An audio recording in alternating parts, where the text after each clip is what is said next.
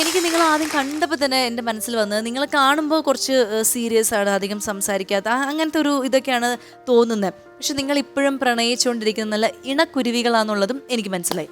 അപ്പൊ അത് നിങ്ങളുടെ ചെറിയ ചെറിയ നോട്ടം, ഇപ്പോഴും ഒരു ചിരി ഒക്കെ കാണുമ്പോൾ എനിക്ക് മനസ്സിലായി മനസ്സിലിങ്ങനെ പ്രണയം തുളുമ്പുന്ന രണ്ട് ഇണക്കുരുവികളാണ്. പക്ഷെ നിങ്ങളുടെ പ്രണയവും കല്യാണവും ഒക്കെ ഭയങ്കര സംഭവ ബഹുലമായിരുന്നു അല്ലേ? ഞങ്ങളുടെ പ്രണയം എന്ന് പറയുന്നത് വളരെ കാലത്തെ കഠിന പ്രണയമൊന്നും ആയിരുന്നില്ല. രണ്ട് ആർട്ടിസ്റ്റുകളെന്നുള്ള ഇത് ഞങ്ങൾ തമ്മിൽ കുറച്ച് കാലമായിട്ട് അറിയാമായിരുന്നു. പിന്നെ ഒരു പ്രണയം എന്ന് പറയുന്നത് 1 വർഷത്തോളമുള്ള പ്രണയമാണ്. ഇപ്പോൾ ഒഫീഷ്യലായിട്ട് പ്രണയിക്കാൻ തുടങ്ങിയിട്ട് 20 വർഷം അതാണ്. ഈ നിങ്ങൾ ആദ്യം കണ്ടത് എവിടെ വെച്ചിട്ടായിരുന്നു?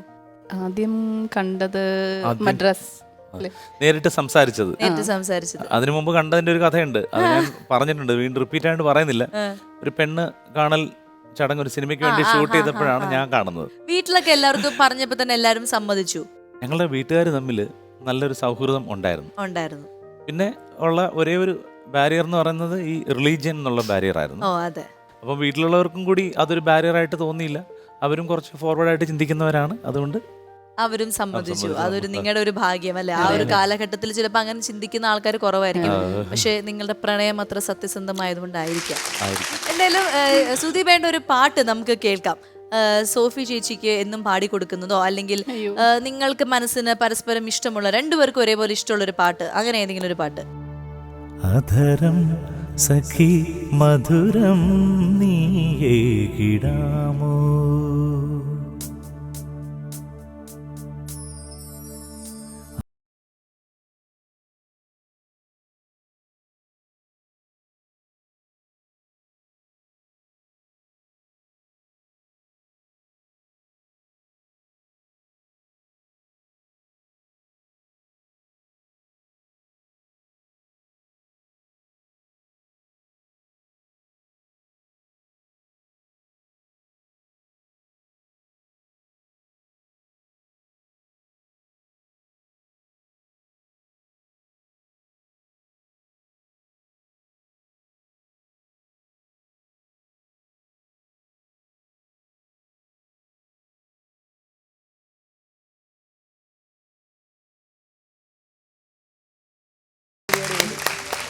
ചേച്ചി ഈ പാട്ട് കേട്ടപ്പോ എന്തൊക്കെ കാര്യങ്ങൾ ഓർത്ത പോലെ? എന്താണ് എന്താ ഓർത്തത്?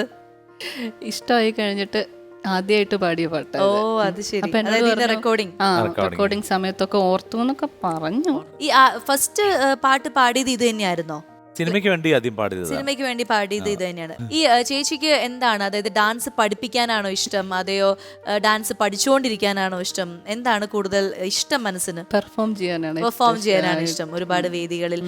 ഇപ്പോ ക്ലാസിക്കൽ മാത്രമാണോ പെർഫോം ചെയ്തിട്ടുള്ളൂ, അതെയോ? പണ്ട് ഈ സീരിയൽ സിനിമ ഒക്കെ ചെയ്തോണ്ടിരുന്നപ്പോ അറിയാലോ, സിനിമാറ്റിക് ഒക്കെ വരും. ഇത്തിരി ബുദ്ധിമുട്ടാണ്. നമ്മൾ ഈ ക്ലാസിക്കല് കുഞ്ഞിലേ തൊട്ട് പഠിച്ചതുകൊണ്ട് നമ്മൾക്ക് അത്ര ഫ്ലെക്സിബിൾ ആയിട്ട് ചെയ്യാൻ പറ്റത്തില്ല. പക്ഷെ ചെയ്തിട്ടുണ്ട്.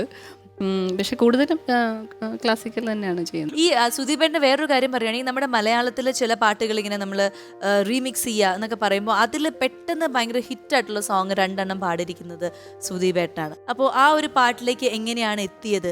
സിമ്പിൾ. ഞാൻ ഈ സിനിമയിൽ വരുന്നതിന് മുമ്പ് തന്നെ വർഷങ്ങളായിട്ട് ഗാനമേളയ്ക്ക് പാടിക്കൊണ്ടിരുന്ന ഒരാളാണ്.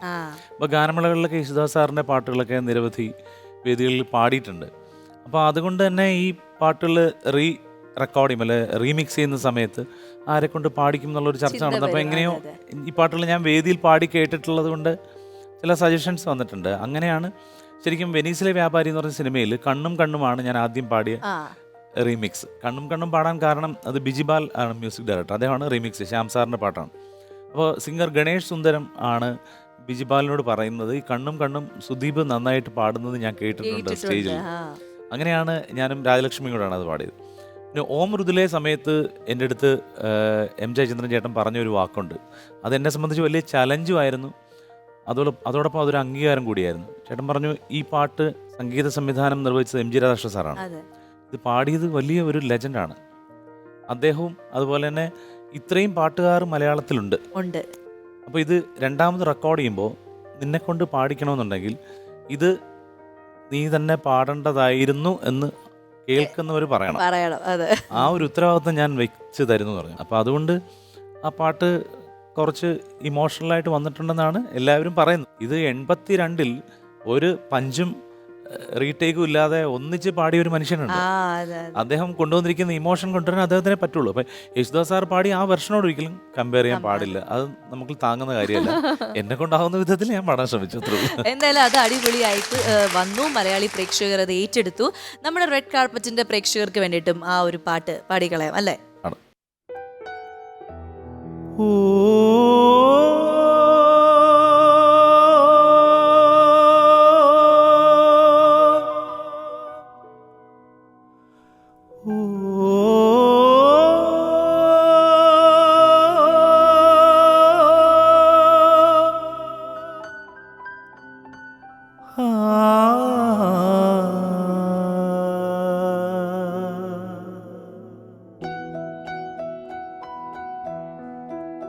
മൃദുലേ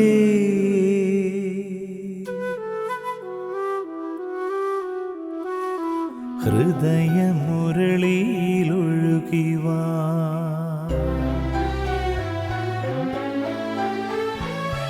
യാമിനി തൻ മടിയിൽ മയങ്ങുമി ചന്ദ്രികയിലലിയാ മനസ്സു മനസ്സുമായി ചേർന്നിടാ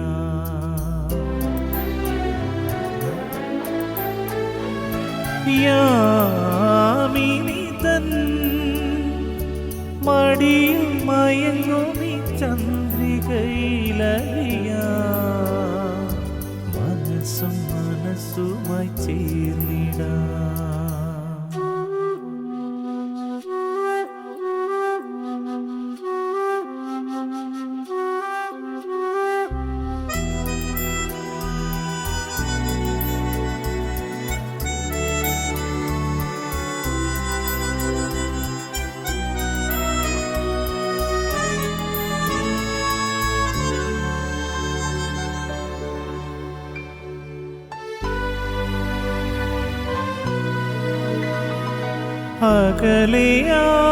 അകലെയാണെങ്കിലും ധന്യേ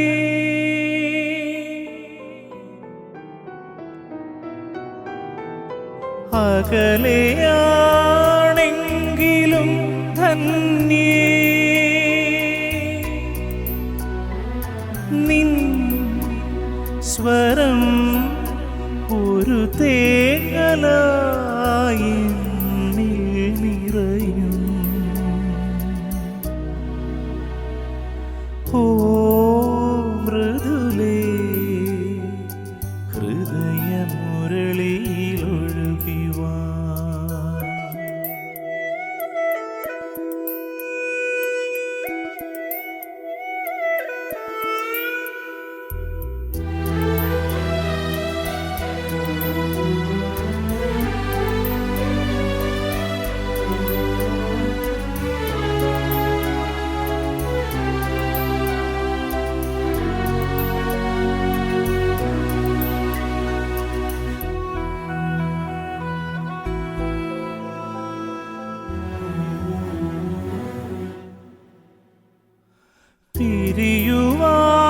പിരിയുവാനാകുമോ തമ്മിൽ എൻ പ്രിയേ പുതുഗീതമായി എന്നിൽ വിരിയൂ ഓ മൃദുലേ ഹൃദയമുരളിയിലൊഴുകിവാ